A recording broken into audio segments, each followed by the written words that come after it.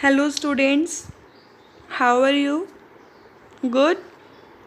Okay. I hope my previous lecture, which was based on Introductions to Science, is clear to you. So, welcome to my second lecture, Grade 5, topic How Plants Reproduce. So, let's start the chapter. All living things have limited lifespan.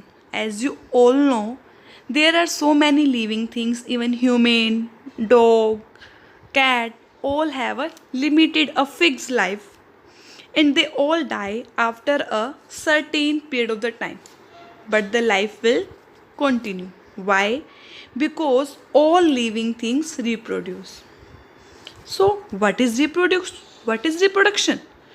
Reproductions means re plus production. That means production of new ones. Like other living things like plant and animal, they also go through a life cycle. An important stage in the life cycle is reproduction.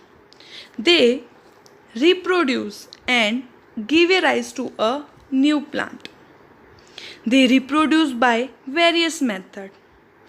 First one is they can reproduce from seeds. Second, from the spores. Third, from the different part of the plant. Now, new plant from the seeds. As you already know that plant produced flower, as you know now, and that flower grows into the fruit. So these seeds help a plant to produce more plant of the same kind. If you are growing a seed of papaya, if that seed is of papaya, then all the seeds will give the papaya. Clear? So why do plant produce many seeds?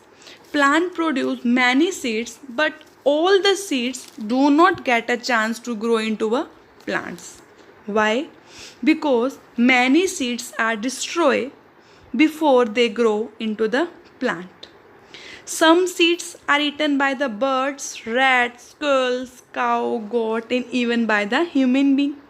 And some seeds are swept away by the rain or the wind.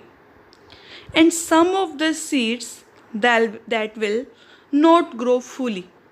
So, such seeds cannot produce new plant. Some seeds fall and may not get the right condition of the soil and water to grow. Therefore, a plant need to produce many seeds in order to grow enough new plant. So, a new plant produced many seeds so that enough seeds get a chance to grow a new plant. So, after that, parts of the seeds. Take a gram seed and soak it into the water. The seed will absorb the water and you will see that seed will swell up.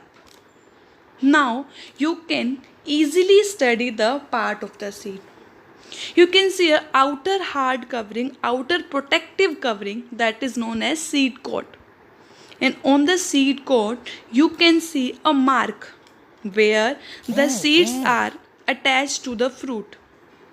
You can also notice a teeny hole from where water enters the seed.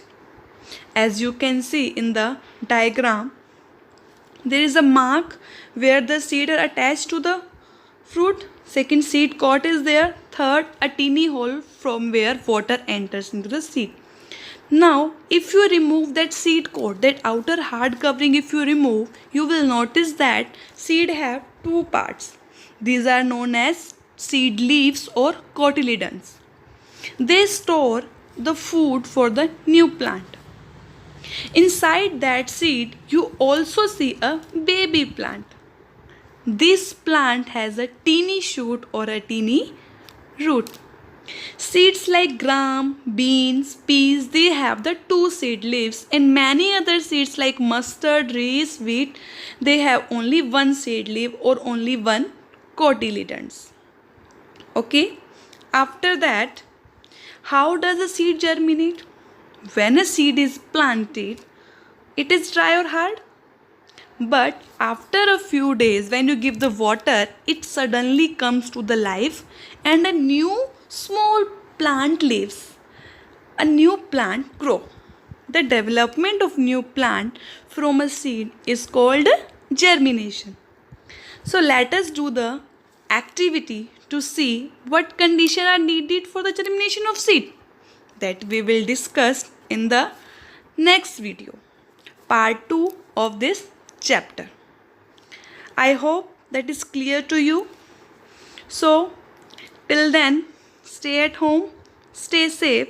Thank you. Rest part we will discuss in the next video.